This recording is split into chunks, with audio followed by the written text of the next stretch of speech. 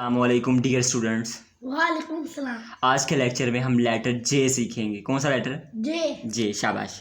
देखिए जे में सबसे पहले मार्कर का मोटा हिस्सा लगाएंगे, जैसे हमने टी में लगाया, डी में लगाया, ई में लगाया, एफ में लगाया, एच में लगाया, आई में लगाया, जे में लगाया। इधर देखें,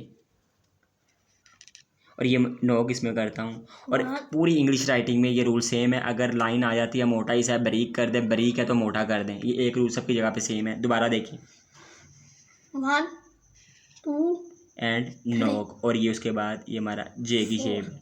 जे दोबारा देखें, जे के 4 स्टेप्स हैं, 1 2 एंड 3, और ये हमारे पास 4। दोबारा 1 2 3 4 1 2 3 4।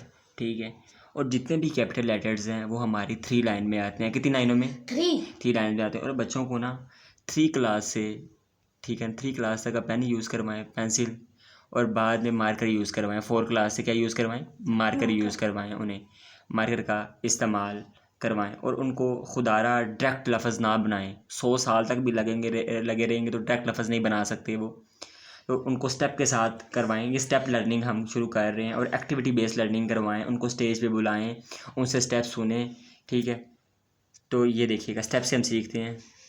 1 2 3 4। जे के 4 स्टेप्स हैं हमारे पास। अब जे के रिलेटेड कोई भी क्वेश्चन हो, कमेंट बॉक्स में अपने क्वेश्चन कर लें। मेरे channel Bilal Ijaz skills academy को सब्सक्राइब करें, शेयर करें, कमेंट करें। Thanks for today. अल्लाह हाफिज़।